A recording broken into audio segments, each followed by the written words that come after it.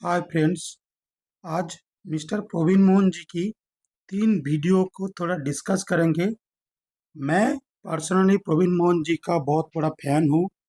उनका जो काम है मैं उसको बहुत ही सराहना करता हूँ, रिस्पेक्ट करता हूँ उनके काम को।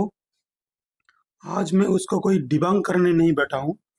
उनका जो जंतर मंतर में विजिट करने के बाद एस्ट्रोनॉमी रिलेटेड कुछ इंफॉर्मेशन उन्होंने शेयर किया है, वो सारे कैसे फ्लैट अर्थ में पॉसिबल है, उसके बारे में डिस्कस करेंगे। तो इस डिस्कस में हम पहले क्या करेंगे, फ्लैट अर्थ के ऊपर सन का और बाकी तारों का कैसे मूवमेंट होता है उसके बारे में डिस्कस करेंगे। ये जो पुराना जो फ्लैट अर्थर्स है उनके लिए थोड़ा बोरिंग लगेगा, या फिर जो बहुत दिनों में चर्चा में है उनके लिए बोरिंग लगेगा, रिपीटेटिंग लगेगा।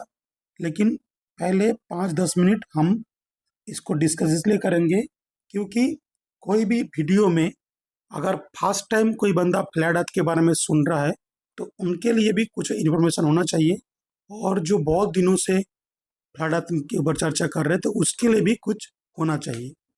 तो इसलिए मैं और प्रवीण मोहन जी अगर जी को मैं इधर इस वीडियो में टैग करने वाला हूँ, तो वो भी, अगर उनको भी थोड़ा नॉलेज मिल जाए इस मेरा शुरुआत की जो एक्सप्लेनेशन है उससे, तो ये मेरा पहली कोशिश रहेंगे। हम लोग जब भी फ्लैट अर्थ के बारे में बात करते हैं, ये हमारा फ्लैट अर्थ है, जो असली है, जो रियल है, उसके बारे में हम बात करते हैं। ऐसा नहीं है कोई डिस्क नहीं है, ऐसे आसमान में फ्लोट करने वाला कोई डिस्क नहीं है। ऐसा हमारा फ्लैट अर्थ का मॉडल नहीं है। ये क्लेम है बॉल का, सायोप है डिस्क का, लेकिन ट्रूथ है जो पहले मैंने जो ये है, this is the truth of flat earth. Flat earth के बहुत सारे नहीं, कुछ कुछ फ्लैट अर्थ के अंदर भी मतलब मान्यता नहीं है कुछ चीज़ों में। फिर भी जो मोस्ट एक्सेप्टेड ऑलरेडी है, ऐसा मॉडल इसको माना जाता है कि फ्लैट अर्थ एक इनक्लोज सिस्टम में है, और इनक्लोज सिस्टम के अंदर सन, मून और बाकी प्लैनेट्स उसके अंदर घूमता है। This is most accepted model है, और उसमें सबसे एक्सेप्टेड मैप जो है फ्लैट अर्थ के ऊपर एक ग्लेशियर मैप है, जिसके सेंटर को हम लोग बोलते हैं this is North Pole, Mount Meru है उधर, ब्लैक रॉक कोई बोलता है। और हमारा जो लाल बॉर्डर है इस गोल अर्थ का, भूगोल, गोल मतलब बॉल नहीं है, गोल मतलब राउंड सर्कल, तो भूगोल की, इस भूगोल की एकदम लास्ट में जो लाल बॉर्डर है वो है हमारा अंटार्कटिका, मतलब साउथ पोल, और सेंटर में हमारा नॉर्थ पोल। एक कॉन्टिनेंट कहाँ कहाँ पे है, थोड़ा आप इसको भी देख सकते हो। नो, ऐसे बोरा अवतार में भी बहुत लोग बोलता है कि बोरा अवतार में विष्णु ने बॉल अर्थ को उठाया। एक्चुअल में वो पृथ्वी को उठाया था, वो अर्थ फ्लैट ही था, ये हमारा मानना है। आज हम थोड़ा ये सब कार्वेचर, ये सब के बारे में डिस्कस नहीं करेंगे।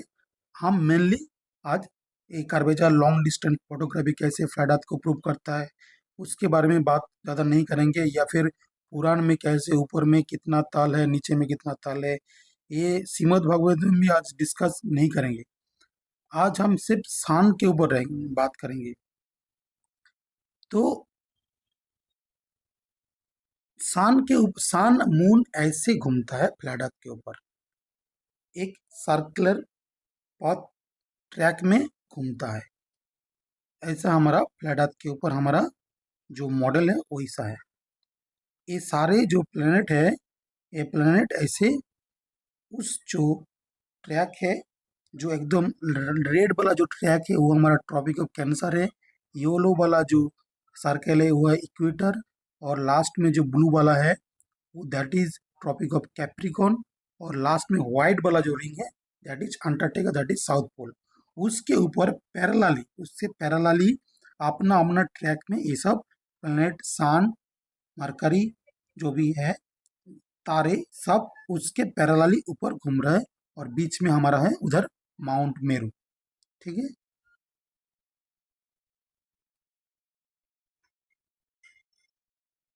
ए फ्लैट अर्थ के ऊपर जो तारे हैं, ऐसे जोडियक में उसको डिवाइड किया गया है, 1 2 4 3 करके, मतलब जेमिनाई कैंसर करके इसके तारे को भी आसमान में हम डिवाइड, इसके बारे में अलग से वीडियो है, मैं आज इसके ऊपर डिस्कस नहीं करने वाला हूँ।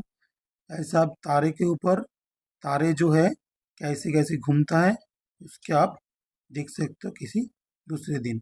ऐसे जूडियक का अरेंजमेंट है फ्लैट अर्थ के ऊपर, आप इसका स्क्रीनशॉट ले सकते हो, बाद में समझ सकते हो। मेरा अलग से वीडियो है, जेमिनी कहाँ पे, टोरस कहाँ पे है, कैप्रिकन कहाँ पे है, इसके बारे में आज मेनली हम बात करेंगे कि सन कैसे मूवमेंट होता है। तो बेसिक बोल दिया, अभी सन का मूवमेंट का चलते हैं। जैसे ऐसे बोला गया है वैदिक कॉस्मोलॉजी में और श्रीमद् भागवतम में कि ऐसे पैरेलली वो माउंट मेरी के ऊपर सारे प्लैनेट घूमता है, ऐसे बोला गया उनका ट्रैक। ये ट्रैक है, ट्रैक के ऊपर ये घूमता है। ठीक है।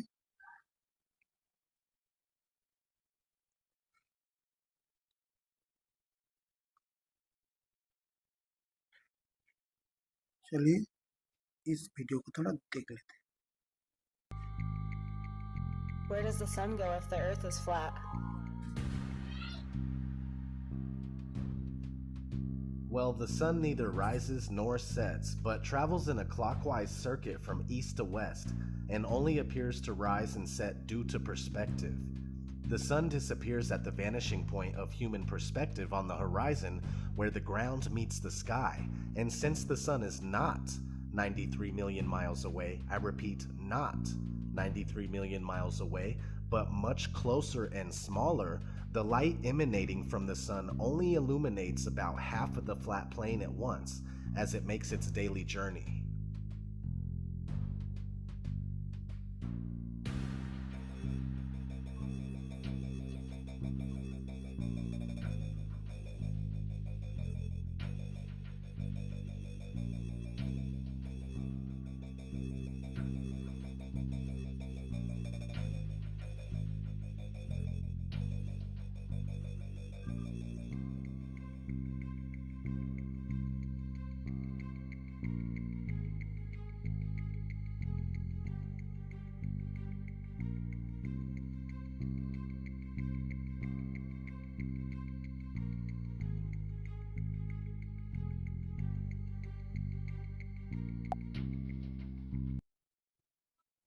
तो सन का जो राइज और शेड होता है फ्लैट अर्थ के ऊपर, इसका सवाल बहुत लोग करते हैं।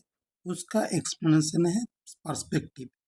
जैसे हम लोग देखते हैं कि स्ट्रीट लाइट जैसे दूर में जाकर उधर ग्राउंड को टच कर रहा है, लेकिन इधर माथे के ऊपर उसका है, वो पैरेलल ही है, सेम हाइट पे है, लेकिन हमको लगता है कि वो टच कर रहा है।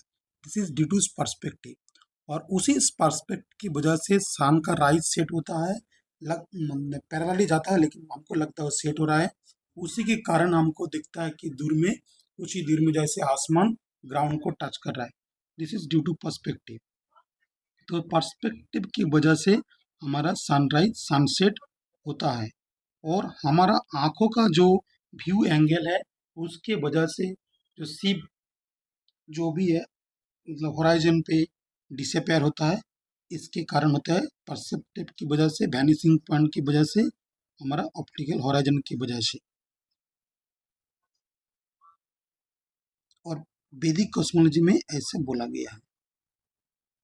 अभी हम थोड़ा, तो डे नाइट कैसे हो गया पता चल गया, कैसे सनराइज सेट कैसे होता है उसके बारे में बोला गया है। इसको देखते हैं। देखिए कैसे सनराइज सनसेट के समय कैसे सन का होराइजन में कैसे चला जाता है उसके बारे में, और उसका हम जूम करेंगे तो उसके नीचे से फिर से हमको सन दिखता है। वो कहीं पे नीचे चला नहीं जाता है, वो जस्ट पैरेलली ऊपर ऊपर जा रहा है, और ड्यू टू पर्सपेक्टिव हमको लग रहा है कि वो जैसे नीचे जा रहा है। और ये जो जाता है वो सन का साइज भी छोटा होता है। बहुत लोगों का सवाल होता है कि सन का साइज छोटा क्यों नहीं होता है? तो वो ड्यू टू एटमॉस्फेरिक रिफ्लेक्शन की वजह से वो सन का साइज ऐसा बड़ा दिखता है राइज और सेट के समय। लेकिन अगर एटमॉस्फेयर ड्राई होता है, जैसे डेजर्ट में होता है, उस समय देखा जाता है कि सन का साइज धीरे धीरे छोटा होते जब दूर में जाता है, तो छोटा होते वो एकदम दूर चला जाता है। तो ऐसा एक्चुअल में भी होता है। तो सन का राइज सेट के बारे में बोल दिया गया। अभी देखते हैं कि उसका सीजनल चेंज कैसे होता है, सीजन कैसे चेंज होता है, उसके बारे में थोड़ा इस वीडियो को देख लेते हैं।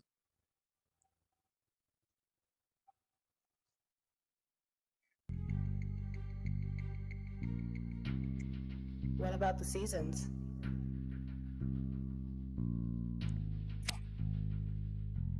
The sun is close and small, and it circles around and above the flat Earth in a spiral pattern on the Tropic of Cancer in the northern summer months, and then down in the Tropic of Capricorn in the northern winter months. So when the sun is further away from the North Pole, right, the center of the flat Earth, it's winter in the north and summer in the south. Since the sun is smaller than we are told and closer, it makes much more sense that we experience seasons in the first place. If the sun was 93 million miles away and had a radius of over 400,000 miles, we would hardly experience temperature fluctuation as we do. What about तो season के बारे में ऐसा बोला गया है कैसे वो चेंज होता है सीजन। और एक छोटा वीडियो देख लीजिए कि सन कैसे राइज होता है आर्टिक सर्कल में। जब आर्टिक सर्कल के ऊपर फ्लैट अर्थ के ऊपर सन जाता है, और उसकी वजह से देखिए सन घूम रहा है पैरेलली, लेकिन हमारे लिए कैसे राइज और सेट हो रहा है, ये वीडियो में थोड़ा सा दिखा दिखा क्या है। अभी और एक वीडियो छोटा छोटा वीडियो देखेंगे। Plane, with the sun, moon, and stars revolving over and around us just as you experience every day. The North Pole is the magnetic monopole center point, with Polaris, the North Pole star, situated directly above. Polaris is the only motionless star in the heavens, with all the other constellations revolving perfect circles over the Earth every night. The so-called planets, known to the ancients as wandering stars, were named such because they were observed then, as we can observe today, to wander the heavens, taking their own unique spirograph-like patterns, making both forward and retrograde motions over and around the Earth during their cycles. Meanwhile, the fixed stars were named such because they were observed then, as we can observe today, to stay fixed in their constellation patterns night after night, year after year, century after century, never changing their relative positions. If Earth was truly a tilting, wobbling, spinning space ball, as NASA and modern astronomy proclaim, rotating 1,000 miles per hour on its axis, revolving 67,000 miles per hour around the sun, spiraling 500,000 miles per hour around the galaxy, and shooting off several million more miles per hour through the universe, the star patterns would never look the same 2 nights in a row, let alone be fixed in exactly the same constellations for thousands upon thousands of years. The reality is that the Earth and Polaris do not move, while everything else in the heavens revolves over Earth and around Polaris, east to west, like in a planetarium dome. Our Earth planetarium, however, is so vast that perspective won't allow any observer to see all the stars simultaneously from any one vantage point. We can see Polaris, Ursa Major and Minor, and other northern constellations from every point north of the equator simultaneously, but conversely cannot see the so-called South Pole star, Sigma Octantis, the Southern Cross, or other outer constellations simultaneously from every point south of the equator, because they all sweep over a great southern arc from their rise in the evening to their setting in the morning. Facing north, the stars turn counterclockwise from right to left. Facing south, they turn clockwise from left to right. Facing east, they rise in front and set behind, while facing west, they rise behind and set in front. So their apparent motion, angle, and inclination changes depending where you are on Earth and what direction you are facing. But their actual movement is always east to west.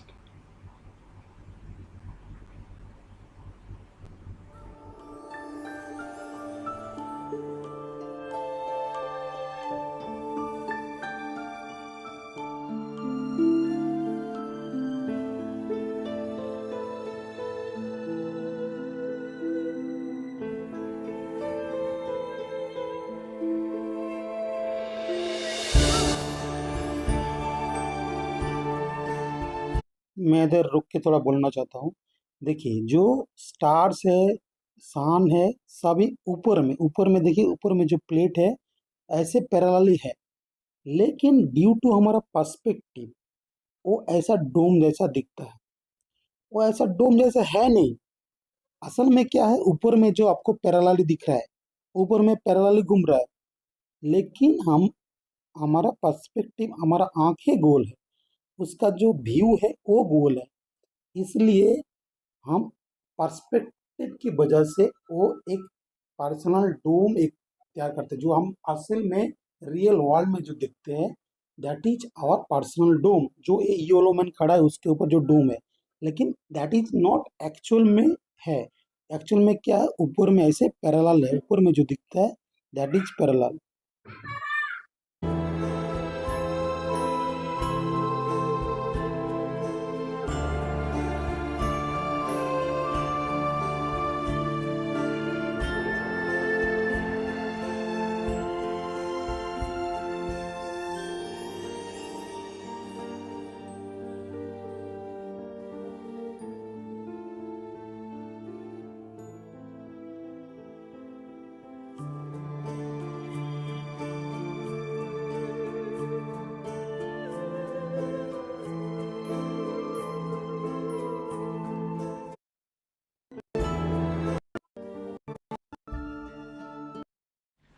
NASA and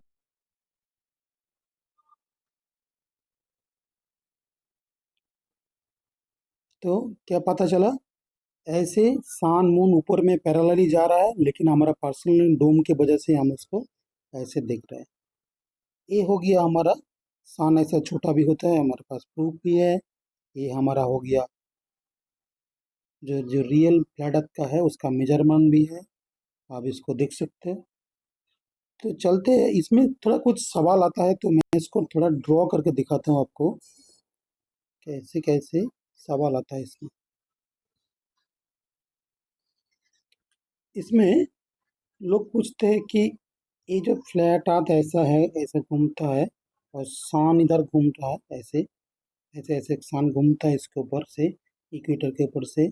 फिर 3 महीने के बाद इधर cap cancer में, ये फिर इधर can cancer में गया, फिर इक्वेटर में आया, फिर कैप्रिकॉन में आया, फिर कैप्रिकॉन से इक्वेटर, फिर ऐसा। मतलब इसका अगर रियल में करेंगे तो पहले ऐसे कैंसर में ऐसे इसको सन का ट्रैक पकड़ के चलिए, ऐसे ऐसे घूमता है घूमता है घूमता है घूमता है, बढ़ता है, उसका ट्रैक का साइज बढ़ता है बढ़ता है बढ़ता है बढ़ता है बढ़ता है बढ़ता है, ऐसे कैप्रिकॉन में आ गया। फिर कैप्रिकॉन से क्या होगा, कैप्रिकॉन से अभी कलर चेंज करते हैं, लाल ले लेते हैं। अभी कैप्रिकॉन से धीरे धीरे धीरे धीरे उसका साइज फिर से उस ट्रैक का छोटा होता है। ऐसे स्पाइरलिंग शेप में हमको आसमान में ऐसा दिखता है। और ये सन एक दिन में ऐसा घूम के इधर आता है। ऐसा टॉपिक ऑफ कैंसर के ऊपर भी है, ऐसा टॉपिक ऑफ कैप्रिकॉन के ऊपर भी है। अभी लोगों को लगता है कि ये छोटा सर्कल है, ये बड़ा सर्कल है, दोनों में फिर सन कैसे 24 आवर्स में एक वन सर्कल कंप्लीट कैसे कर सकता है? तो क्या सन अपना स्पीड घटाता है और बढ़ाता है? सन का स्पीड इधर धीरे धीमे जाता है और इधर सन बहुत स्पीड में जाता है। ये हमको प्रैक्टिकली हम ऑब्जर्व भी करते हैं कि जब समर होता है हमारा नॉर्थ की तरफ इंडिया में, तो सन धीमे धीमे आसमान में जाता है। जब विंटर होता है सन स्पीड में जाता है, क्योंकि जो शैडो है, आप किसी चीज़ का शैडो को देख कर दो सीजन में कंपेयर करके देख लीजिएगा कि शैडो का चेंज कितना स्पीड में हो रहा है, चेंज कितना स्पीड में हो रहा है, तो आपको पता चल जाएगा कि सन का स्पीड चेंज होता है। अब ये तो हम अपहरण हो रहा है, लेकिन कैसे होता है? ये सवाल होता है कि कैसे चेंज हो सकता है, कैसे वो अपना स्पीड बढ़ाता है घटाता है। इसके लिए आपको ये ऐसे समझना पड़ेगा। इधर ये जो देखिए, जैसे ये माउंट मेरू ऐसे अंदर में पकड़िए और इधर बाहर एक ट्रैक पकड़िए और बीच में से ड्रॉ करता हूँ। दिस इज हमारा माउंट मेरू, पकड़ दीजिए। ये ट्रैक, ये है सन का ट्रैक, ठीक है। और दिस इज सन, इसको पकड़े सन, ठीक है। ये जो ट्रैक है, ये ट्रैक ऐसे गोल गोल गोल गोल गोल घूमता रहता है एक ही दिन में, 24 आवर्स में। लेकिन ये सन अगर ये ट्रैक है, सपोज जब इधर घूम था सन, तो वो ट्रॉपिक ऑफ कैंसर में घूम के आ रहा था, छोटा सर्कल में घूम के आएगा। फिर सन क्या करता है, सन का मूवमेंट होता है। सन क्या करता है, उधर से इधर ट्रॉपिक ऑफ कैप्रिकॉर्न में आ जाता है। कैप्रिकॉर्न में आ गया, तो जब कैप्रिकॉर्न में आ गया तो बड़ा सर्कल से घूमेगा, ऐसा बड़ा सर्कल से घूमेगा। तो सन का स्पीड तो तब भी जब इधर था तब छोटा सर्कल में घूम रहा था, जब इधर आ गया तो बड़ा सर्कल में घूम रहा है।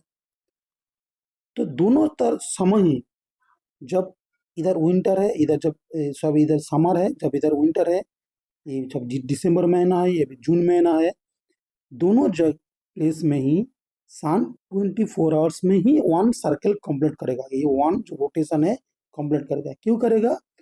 क्योंकि वो वन ट्रैक से बधा हुआ है। ये मैं कुछ प्रैक्टिकल ऐसे देख के नहीं बोल रहा हूँ, इसमें थोड़ा भी हमारा जो वैदिक कॉस्मोलॉजी है, जो श्रीमद् भागवतम है, उसमें ऐसा बोला गया है कि एक प्रवाह जो नॉन विजिबल विजिबल नहीं हो सकता, ऐसा एक ट्रैक है, प्रवाह है, जिसके ऊपर ये सारे कुछ बंधा हुआ है।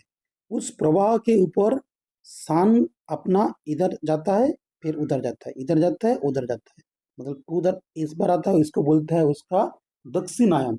और उसी ट्रैक में जब वापस चला जाता है, उसको बोलते हैं उसका उत्तरायण। तो movement towards north, movement towards south की तरफ आना, उसको बोलता है दक्षिणायन। उत्तर की तरफ जाना, वो होता है उसका उत्तरायण। ये तो हो रहा है एक्चुअल में, लेकिन हम उसके नीचे से कैसे देख रहे हैं, उसके नीचे से देख रहे हैं, वो प्रभाव हमको दिख नहीं रहा है, तो हम देखते हैं कि ऐसे जा रहा है, फिर स्पाइरल होके स्पाइरल होके स्पाइरल होके ऐसा बड़ा बड़ा होते जा रहा है। लेकिन एक्चुअल में वो अपना सब ट्रैक के ऊपर इधर उधर हो रहा है, और ये ट्रैक ऐसे रोटेट कर रहा है, ये ट्रैक रोटेट कर रहा है। आज इधर है ट्रैक, कल इधर हो जाएगा, कल उधर हो जाए ट्रैक, कल इधर हो जाएगा, मतलब कल नहीं, मतलब कुछ घंटे के बाद, कुछ घंटे बाद इधर कुछ ऐसे ऐसे ट्रैक इधर उधर घूम रहा है। और ट्रैक के ऊपर बैठा है सन, तो सन भी घूमता रहेगा उसके ऊपर। जब इधर सन बैठे रहेगा तो छोटा सर्कल में घूमेगा, जब सन इधर बैठे रहेगा अफ्रीकन में तो बड़ा सर्कल में घूमेगा। तो स्पीड उसका सेम रहता है। एक ही टाइम में 24 आवर्स टाइम में सन अपना वन ट्रैक कंप्लीट कर देता है। ऐसे होता है हमारा मूवमेंट। तो इसके बारे में इधर ठीक है। चलिए अभी चलते हैं। इसे देखिए ट्रैक जैसा है, इसे ट्रैक है, ट्रैक में देखिए ऊपर में सब ट्रैक में एक एक करके घूम रहा है ट्रैक में। ऐसा हमारा वैदिक कॉस्मोलॉजी में बोला गया है कि ट्रैक में घूम रहा है। और ऐसा वैदिक में ऐसे भी बोला गया है कि एक के बाद पैरालाली पैरालाली ऐसे ऐसे है सब, एस्ट्रोलोब में भी ऐसे बन इसको इसी के बना के एस्ट्रोलोब भी हमारा बनाया गया है। and important stars on a series of planes parallel to Bhumandala. The orbits of the planets are placed on additional parallel planes. Here we see the Bhagavatam's model of the orbits of the Sun, Moon, and 28 important. तो चलिए, मेरा सन के बारे में जो बोलना था वो अभी मैं कंप्लीट हो गया। तो इस 25 मिनट्स को स्किप करके अभी जो मेन वीडियो का मेन पार्ट है उसमें चलते हैं। प्रवीण मोहन जी का अभी एक वीडियो देखते हैं और उसके ऊपर हम वो डिस्कस करना स्टार्ट करते हैं। मैं प्रवीण मोहन जी का वीडियो को डाउनलोड करके रखा था, तो उसके स्टार्ट करते हैं। आज मैं भारत के एक अनोखे स्थान पर हूं जिसे जंतर मंतर कहा जाता है। अब सवाल ये है कि जंतर मंतर क्या है? क्या यह एक प्राचीन मंदिर है? नहीं, जंतर मंतर लगभग 300 वर्ष पूर्व निर्मित एक एस्ट्रोनॉमिकल ऑब्जर्वेटरी है। इसकी विशेषता दोहरी है। 1. अधिकांश खगोलीय उपकरण बहुत बड़े हैं, इतने बड़े कि आप उपकरणों के अंदर चलकर अपनी कैलकुलेशन कर सकते हैं। 2. ये उपकरण प्राचीन भारतीय खगोल विज्ञान के आधार पर बनाए गए थे। देखिए, ये बोल रहा है कि खगोल, खगोल मतलब सर्किल, राउंड। खगोल बॉल नहीं बोल रहा है। किसी भी पुराण में, किसी भी रिलीजियस बुक में इसको बॉल या फिर प्लैनेट नहीं बोला गया है। वेद में, पुराण में, बाइबल में कहीं पर भी पृथ्वी को प्लैनेट नहीं बोला गया है।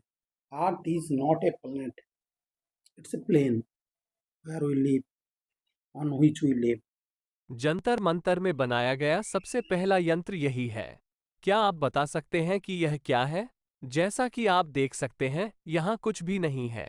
ये सिर्फ एक रैंप है जो एक कोण पर आसमान की ओर इशारा करता है। यह क्या है? इस रहस्यमयी उपकरण को ध्रुव दर्शक यंत्र कहा जाता है, जिसका रफ मीनिंग पोलारिस टेलीस्कोप।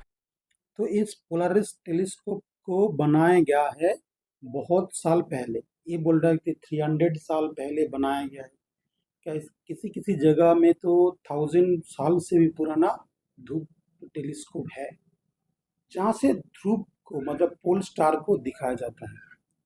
और ये अभी भी आप जाओगे तो सेम ही 1000 साल से भी जहाँ पे ध्रुव स्टार दिखता था, आज 1000 साल के बाद भी वो ध्रुव स्टार उधर ही दिखता है, कुछ भी इधर उधर नहीं होता है। तो जो फ्लैट अर्थ मॉडल है उसको ये सपोर्ट करता है। आगे सुनते हैं।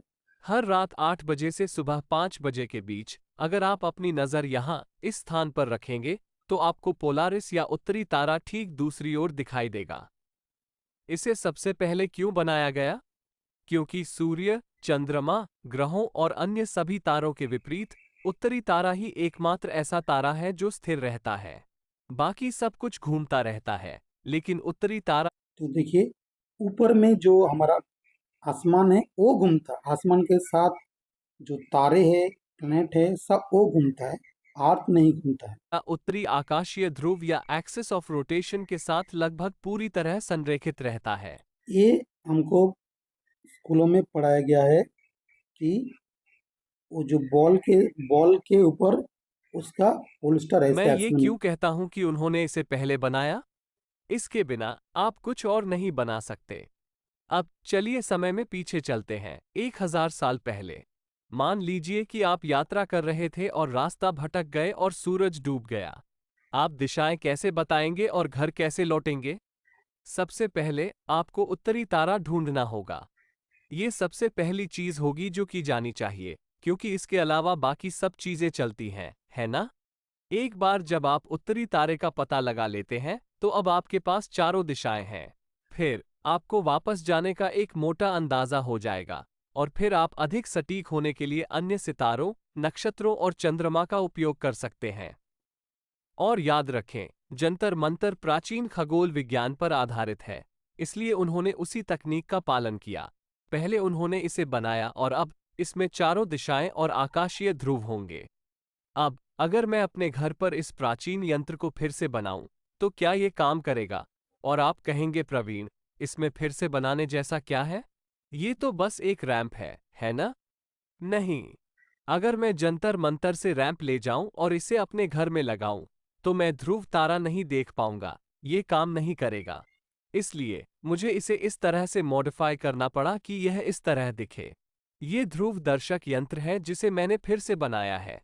और अगर मैं अपनी नज़र इस छोर पर रखूं और दूसरी तरफ देखूं, आप देखेंगे कि वह ध्रुव तारा है।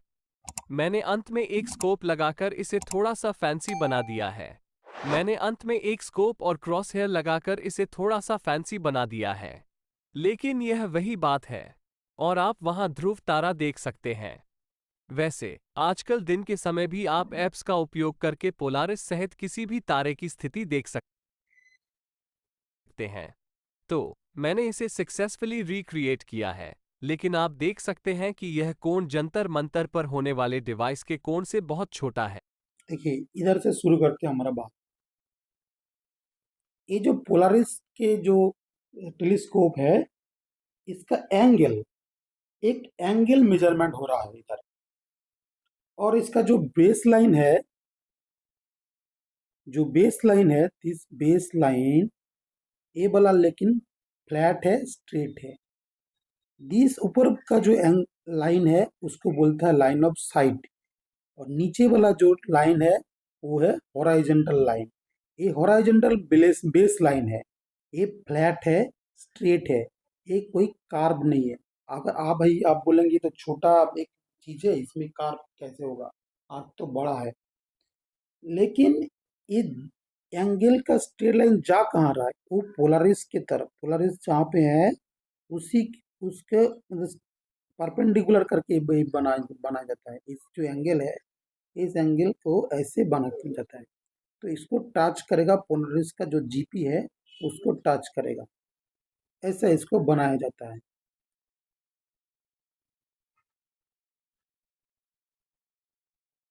आगे सुनते हैं।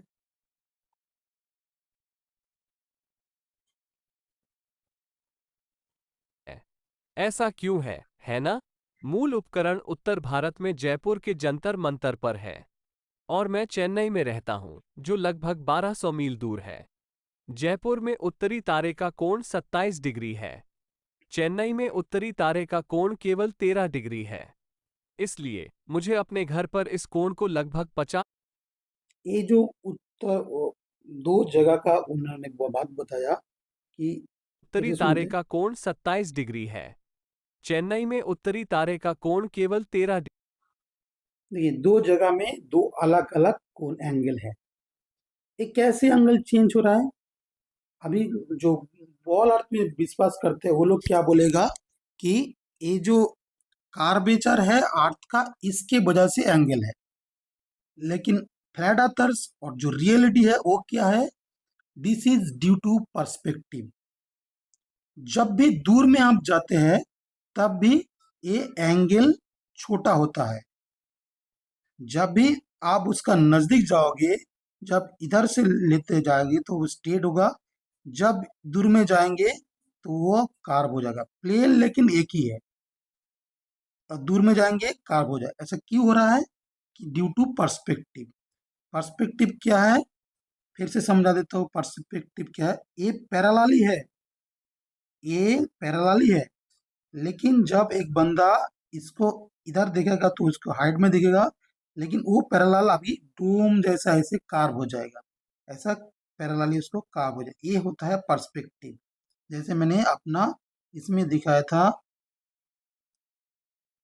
जैसे मैंने हमारा फोटो में फिर से एक बजाते हैं, फोटो में जैसे दिखाया था ऐसे, ऐसे देखिए वो जो स्ट्रीट लाइट है वो कैसे दूर में, जब माथे के ऊपर है तो ऊपर है, लेकिन दूर में जब जा रहा है तो ग्राउंड में टच कर रहा है। तो एंगल जितना दूर में जाएगा एंगल छोटा होते होते जाएगा। लेकिन फ्लैट अर्थ वाला, बॉल अर्थ वाला कैसे बोलता है उसको भी थोड़ा देख लेते हैं। वो लोग बोलता है कि ऐसे ऐसे एंगल ऐसे होता है। देखिए कैसे कैसे दूर में जाता है एंगल, पृथ्वी कार्व है, इसके वजह से एंगल ऐसे बढ़ते जाता है। इसलिए वो लोग बोलता है कि, लेकिन आपको कौन सा सही लग रहा है? देखिए जो एक्चुअल में है, this is pre supposition, already इसको पकड़ के चल रहा है, लेकिन एक्चुअल में क्या कर रहे हैं हम लोग, जो टेलीस्कोप जो हम लोग इधर प्रवीण मोहन जी बना रहा था, डिग्री उस है। टेबल इसलिए उसका मुझे अपने घर पर इस कोण रहता हूँ जो लगभग 1200 मील दूर तो है। दूर में जा रहा है, लेकिन ये जयपुर में फ्लैट मिल उत्तरी रहा तारे का कोण है। देखिए 27 डिग्री है। ये फ्लैट चेन्नई में बेस लाइन है। उत्तरी तारे का कोण केवल तो देखिए इसका जो फ्लैट लाइन है, ये फ्लैट ड्रॉ कर रहा है, फ्लैट एक ही फ्लैट ड्रॉ कर रहा है, लेकिन तो perspective can explain it's better way. Her degree में 69.04 माइल का डिफरेंस होता है।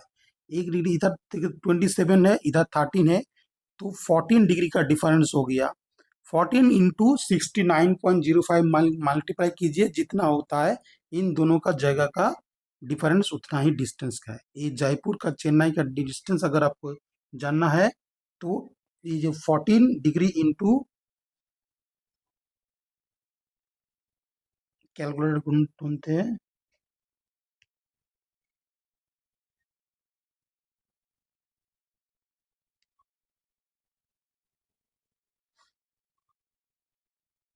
सिक्सटी 69.04 इंटू 14 डिग्री, मतलब 966 माइल का डिफरेंस होगा जयपुर से चेन्नई का, अगर हम उसको डायरेक्ट स्ट्रेट लाइन में देखेंगे।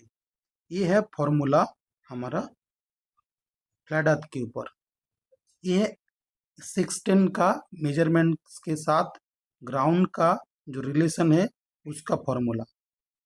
ठीक है, आगे सुनते हैं। 13 डिग्री है। इसलिए मुझे अपने घर पर इस कोण को लगभग 50% तक कम करना पड़ा।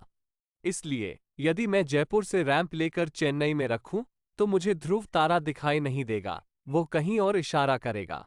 इसलिए मुझे चेन्नई में इस कोण को 13 डिग्री में क्यों दूसरे जगह में ऊपर से क्यों दिखेगा ऐसा? इसलिए यदि मैं जयपुर से रैंप लेकर चेन्नई में रखूं, तो मुझे ऐसे दूर में क्यों दिखेगा? ऐसे आपको लग रहा है क्योंकि आप इधर पर्सपेक्टिव को कैलकुलेट ही नहीं कर रहे हो। जब भी आप दूर में जाओगे तो वो जो नॉर्थ स्टार है वो तो रहेगा उधर, रहेगा ऊपर में ही, लेकिन ड्यू टू पर्सपेक्टिव के कारण आप इसको नीचे की तरफ देखोगे, इसको इस जगह से ना देख के इसको नीचे की तरफ देखोगे, ऐसा देखोगे, इसलिए आपका एंगल इधर छोटा हो जाएगा। एक्चुअल में नॉर्थ स्टार इधर भी दूर में है, इधर में भी दूर में है, इधर में भी दूर में है, इधर दूर में है, ठीक है, इधर दूर में है, लेकिन उसका एंगल ऐसे हो रहा है क्योंकि ड्यू टू पर्सपेक्टिव, जो अभी मैं बोल रहा था कि स्ट्रीट लाइट कैसे नीचे चला जाता है। प्रवीण मोहन जी ये जो पिक्चर ड्रॉ किया इधर, इसमें इसको भी स्टेट ऊपर दिखा रहा है, इसको भी स्टेट ऊपर दिखा रहा है, इसमें ही इज नॉट कंसीडरिंग और टेकिंग कंसीडरिंग इनटू अकाउंट, किसको नहीं कर रहा है, वो पर्सपेक्टिव को अकाउंट में नहीं ले रहा है, इसलिए ये ऐसा वो कर्वेचर समझ रहा है उसको, लेकिन कर्वेचर ऐसा कुछ नहीं होता है। हमने उसको डिबंक करके रखा है। ब्लैक स्वन आर्गूमेंट है, एलिवेशन एंगल मेजरमेंट जो हम लोग कर रहे हैं, ये फ्लैट अर्थ को प्रूव करता है। आगे सुनते हैं।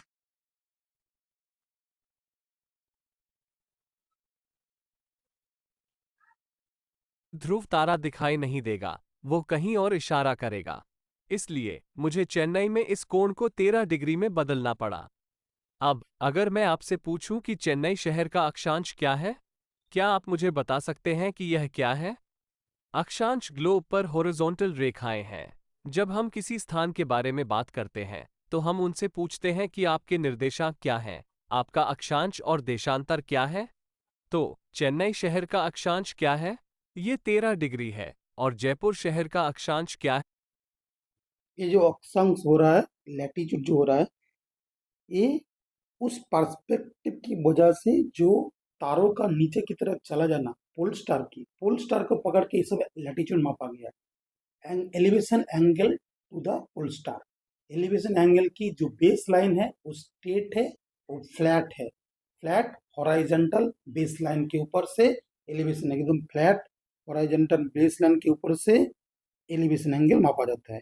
इस एलिवेशन एंगल जहाँ पर जैसा होता है वैसा होता है, वो कार्व की वजह से नहीं हो रहा है, that is due to perspective. तारे जब हम दूर में पीछे चला जाता है तो चीजें नीचे की तरफ जाने लगता है, जब सामने की तरफ जाते हैं तो वो आसमान में ऊपर की तरफ जाने लगता है। This is perspective. उसी पर्सपेक्टिव कैलकुलेशन को उन्होंने बैक कैलकुलेशन करके कार्वेचर में घुसा दिया।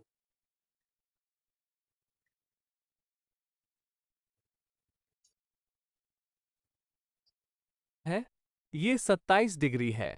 जिस कोण पर आप उत्तरी तारे को देखते हैं वह आपके स्थान का अक्षांश है। यदि आप न्यूयॉर्क में हैं तो आप उत्तरी तारे को 40 डिग्री पर देख सकते हैं और वहीं आपका अक्षांश है। अब मैंने अपने शहर का अक्षांश गूगल पर खोजा और 13 डिग्री के कोण पर रैंप बनाया।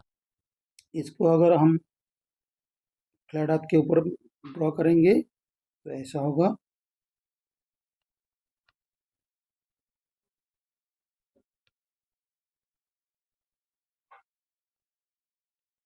ऐसे फ्लैट अर्थ के ऊपर दो जगह है, इधर है तुम्हारा ये है, इधर जगह है, इधर से उसके एंगल और इधर से उसके एंगल दोनों अलग होगा। चलो ऐसे 3D चाहिए, नहीं होगा।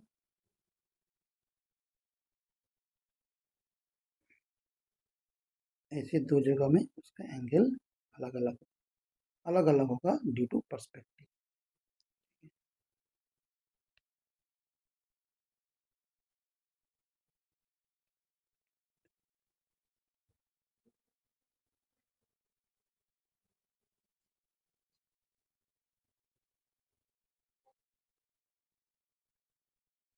इधर से दो जगह से, सपोज ये पोल स्टार है, ये पोल स्टार है, इधर से उसका एंगल एक होगा, फ्लैट बेस लाइन पर एंगल, फ्लैट बेस लाइन पर एंगल इधर होगा, और अगर इधर से दूर से दिखता है तो इसके एंगल अलग से होगा। तो फ्लैट अर्थ के ऊपर इंडिया में चलते हैं, इंडिया में चलते हैं। इंडिया से इधर पोल स्टार है, इधर पोल स्टार है, तो इंडिया से इससे दूर जितना डिस्टेंस है उसका डिस्टेंस ज़्यादा है, तो डिस्टेंस जब भी ज़्यादा होगा एंगल छोटा होता जाएगा। चलिए आगे सुनते हैं। लेकिन यदि आप खो गए हैं कास्ट अवे में टॉम हैंक्स की तरह, और यदि आप अपना अक्षांश जानना चाहते हैं तो आप आकाश में उत्तरी तारा ढूंढ सकते हैं, एक क्रूड रैंप बना सकते हैं और उस कोण से आप अपना अनुमानित अक्षांश जान सकते हैं। लेकिन इससे कई प्रश्न उठते हैं, है ना? मान लीजिए कि आप जिंकपुर से यह वीडियो देख रहे हैं, तो आपको ध्रुव तारा कहाँ दिखाई देगा? और आप पूछ सकते हैं कि जिंकपुर में क्या खास बात है? ये भूमध्य रेखा पर स्थित है, यानी अक्षांश लगभग 0 डिग्री है। जिंकपुर में वास्तव में कोण 1.3 डिग्री है, लेकिन कल्पना कीजिए कि कि आप भूमध्य रेखा पर स्थित हैं। आप किस कोण पर रैंप का निर्माण? तो ये फ्लैट अर्थ में जो इक्वेटर है, इक्वेटर से हम लोग जब पोल स्टार मतलब पोलारिस का जब एलिवेशन एंगल मेजरमेंट करते हैं तो वो एकदम हराइजन पे दिखता है पोलारिस, और वो एंगल जीरो की तरफ होता है। तो जीरो के मतलब वो हो गया हमारा इक्वेटर लाइन। फ्लैट अर्थ के ऊपर पोल स्टार को पकड़ के एलिवेशन एंगल मेजरमेंट करके ये सब सारे लैटिट्यूड लॉन्गिट्यूड का कैलकुलेशन किया जाता है यूजिंग सेक्सटेंट। और उसका वीडियो आप मेरा पिछला वीडियो देख लीजिए, उसमें मैंने डिटेल्स में बताया कैसे that only possible on flat earth, no angle no horizon possible on ball earth. करेंगे? आप उत्तरी तारे को कहाँ देखेंगे? आप ध्रुव तारे को क्षितिज पर 0 डिग्री यस, पर देखेंगे, इसलिए किसी रैंप या स्लोप की आवश्यकता नहीं होगी। आप एक फलत प्लेन का उपयोग कर सकते हैं और क्षितिज पर उत्तरी तारे को देख सकते हैं। अब अगला प्रश्न यह है कि दक्षिणी गोलार्ध में रहने वाले लोगों के बारे में क्या कहा जाए? क्या वे उत्तरी तारा देख पाएंगे? नहीं, यह उन्हें दिखाई नहीं देगा। और क्या कोई दक्षिणी तारा है? नहीं, उनके पास कोई दक्षिणी तारा भी नहीं है। इसलिए उत्तरी तारे की ओर इशारा। ये बहुत बड़ा पॉइंट है फ्लैट अर्थ के। दक्षिण में ऐसा कोई तारे नहीं है, जैसे ऑस्ट्रेलिया में अगर आप ऐसा बना के रखा होगा, ऐसा कुछ नहीं है। दक्षिणी तारे ऐसा नहीं है। पोल स्टार की पोलारिस टेलीस्कोप है, लेकिन ऐसा किसी भी सिग्मा ऑक्टेंटिस का टेलीस्कोप कहीं प्राचीन सभ्यता में आपको देखने को नहीं मिलता है, क्योंकि as per flat earth model एक ही स्टार फिक्स्ड है, दैट इज पोल स्टार, बाकी सारे तारे घूमता है। तो सिग्मा ऑक्टेंटिस क्या है उसके लिए अलग से वीडियो है, उसमें हम अभी डिटेल्स में नहीं जाएंगे। लेकिन सिग्मा ऑक्टेंटिस एक इल्यूजन है, एक अलग सा चीज है, उसमें कोई फिक्स्ड स्टार ही नहीं है।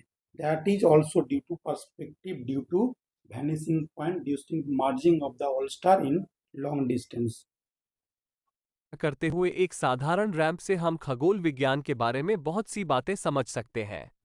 इसलिए मॉडर्न टेक्नोलॉजी के आगमन से पहले जब भी लोगों ने खगोल विज्ञान का अध्ययन करने की कोशिश की, तो उन्होंने सबसे पहले पोलारिस टेलीस्कोप का निर्माण किया। इसका एक उत्कृष्ट उदाहरण अमेरिका में स्थित कोरल कैसल नामक एक रहस्यमय महल है, जिसे एक व्यक्ति ने अकेले ही बनाया था। इस एकांत प्रिय व्यक्ति का नाम एडवर्ड लीडिस्कल्निन है। तो जब उन्होंने कोरल कैसल का निर्माण शुरू किया, तो सबसे पहले उन्होंने क्या किया? उन्होंने एक पोलारिस टेलीस्कोप बनाई। यह एक मोनोलिथिक मेगालिथिक देखो, ये भी टेलीस्कोप बहुत हजार हजार साल पहले, मतलब एटलीस्ट 1000 साल पहले का है। अभी भी सेम पॉइंट में पोलराइज होता है। और हमको क्या बोला जाता है, अर्थ कैसे घूमता है, ऐसे अर्थ घूमता है। ऐसे इसका घूमने का देखेंगे तो यही है, घूमता है ऐसे। अर्थ ऐसे जा रहा है, जा रहा है, जा रहा है, उसके सान भाग रहा है, उसको बाकी प्लैनेट पीछे पीछे जा रहा है और अपने एक्सिस में रोटेट कर रहा है। ऐसे ऐसे करके ना जाने आप इसको स्पीड आप देख लेंगे तो सम लैक्स माइल्स पर आवर है उसका स्पीड सन का, जो वो गैलेक्सी में जाता है, उनका ये लोग बोलता है। उसी स्पीड में अर्थ भी जाता है उसके पीछे पीछे। तो अगर हम सान तारे बहुत इतना 1000 साल में कितना आवर होता है, आप मल्टीप्लाई कीजिए, 1000 साल ले लीजिए, उसको आवर्स में कन्वर्ट कीजिए और उसको 6 लाख माइल पर आवर्स में कन्वर्ट कीजिए, वो कितना ट्रिलियन बिलियन माइल्स होता है। तो 1000 साल में आसमान में इतना ट्रिलियन दूर में जाने के बाद भी हमको लगता है कि सेम कॉन्स्टलेशन, सेम वो कैप्रिकॉर्न, कैंसर सभी एक ही प्लेस में दिखता है, सेम पोल स्टार भी एक ही जगह में दिखता है। ऐसा इम्पॉसिबल। ये कॉमन सेंस को डिस्ट्रॉय करने वाला है globe model, heliocentric model. This is a religious belief. Heliocentrism का कोई प्रूफ नहीं है। एक चार्च की एक प्रीस्ट ने बनाया, कोपरनिकस। वो एक प्रीस्ट था, एक धर्मीय व्यक्ति था, रिलीजियस पीपल था। उन्होंने ये आइडिया दिया गॉड अर्थ का, हेलियोसेंट्रिज्म का, क्योंकि वो कार्ड में बिलीव करता था।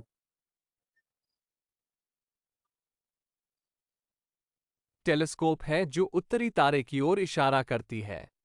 ये बहुत बड़ा है और इस सर्कल के अंदर आप क्रॉस हेयर्स देख सकते हैं और रात के समय आप इंटरसेक्शन के ठीक सेंटर में उत्तरी तारे को देख सकते हैं। क्या उन्होंने इस मेगालिथिक टेलीस्कोप का निर्माण भारतीय यंत्र से प्रेरित होकर किया था, या फिर उन्होंने इसे किसी और चीज के आधार पर बनाया था? क्योंकि एडवर्ड लीडिस्कल्निन ने उल्लेख किया था कि उन्होंने सूर्य घड़ी जैसे अन्य खगोलीय उपकरणों के निर्माण से पहले पोलारिस टेलीस्कोप का निर्माण किया था। अब आपको इस वीडियो में गलतियों के लिए कुछ मार्जिन छोड़नी होगी। वास्तव में सटीक विज्ञान कभी भी सटीक विज्ञान नहीं होता है, इसमें अनुमान और धारणाएं शामिल होती हैं। उदाहरण के लिए, ध्रुव तारा पूरी तरह स्थिर नहीं है, वो थोड़ा सा घूमता है। और यह और अभी भी एक पॉइंट में आता है, this is how Praveen Mohan have been dipped. उनको कैसे, उनको बुद्धू बनाया गया है। सभी को बुद्धू बनाया जाता है ये हेलियोसेंट्रिक पर। जब भी इसको पूछा जाता है कि इतना 2000-3000 साल के बाद कैसे पोलस्टार एक ही जगह में रहता है, तो वो लोग क्या बोलते हैं, नहीं नहीं नहीं, पोलारिस कभी भी अभी भी पहले वो फिक्स स्टार नहीं था। कोई थुबर नर के नाम का कोई स्टार पहले पोलरिस की जगह पे था, अभी पोलरिस है उधर, बाद में कोई नया तारा आ जाएगा। ये कब कब चेंज होता है? ये बोलता है 2000 साल के बाद चेंज होता है। ओके, गुड, 2000 साल के बाद चेंज होगा। लेकिन ये जो 1000 साल में कितना फिर हो गया चेंज? थोड़ा तो चेंज होगा ना, 50%। तो बीच में रह जाता। थुबन और तुम्हारा पोलरिस के बीच में कब आया, वो भी तो थोड़ा दिखा देते। 40 साल, 50 लाख, 60 साल, 100 साल तो एक आदमी जिंदा रहता है। 100 साल में तो थोड़ा सा भी चेंज हो सकता था ना, वो थोड़ा सा भी क्यों नहीं चेंज हुआ? चेंज होता है नहीं। ये एक लोगों को बुद्धू बनाने के लिए इंफॉर्मेशन हिस्ट्री में छोड़ा गया। हिस्ट्री में नहीं है ऐसा कुछ भी, वेदों में कहीं पे भी नहीं लिखा कि थुवान नाम का कोई पोल स्टार था। वो शुरू से में जो भी हमारा एंशिएंट हिस्ट्री है उसमें बोला जाता है ध्रुव को गॉड ने परमिशन दिया, इसको आशीर्वाद दिया कि तुम एक ही जगह में बैठे रहोगे। तो वही है जो 5000 साल से पोल स्टार का ही गल्प चल रहा है। कहीं पे थुवन नाम का कोई स्टोरी नहीं है। ये थुवन एक हीलियोसेंट्रिज्म वाला, ये लोग इस पॉइंट से कैसे बचेगा कि इतना देर से कैसे पोलरिस एक ही जगह पे, इसके लिए वो स्टोरी थुवन स्टोरी थोपता है। पूरा झूठ स्टोरी है, उसका कोई बेसलेस है, कोई प्रूफ नहीं है कि वो एक सिंगल इंच भी, एक डिग्री भी, एक आर्क सेकंड भी हिलता है पोलरिस।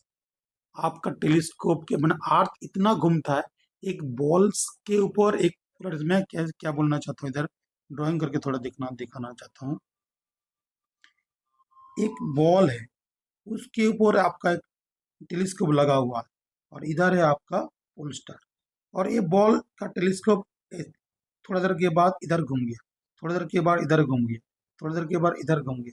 ये तो घूमता रहता है ना, घूमता रहे ना, इधर घूमता है। मतलब अगर आप ऐसे ऐसे रोटेट कर रहा है तो टेलीस्कोप भी ऐसे ऐसे घूमता। तो टेलीस्कोप घूम रहा है, लेकिन वो सेम पोलरिस को हर सेकेंड, हर दिन, हर रात, हर साल, हर 1000 years के बाद भी एक ही जगह में दिखता है। That's proof earth is flat, no doubt about that. और वो लोग क्या बोलते हैं कि ऐसा पृथ्वी है, घूमता है दूर में, बहुत दूर में पोल स्टार है, उधर से ऐसे एंगल में कितना भी आप घूम लो वो पोल स्टार आपको दिखाई देता है। इक्विनोक्स दिखाता है।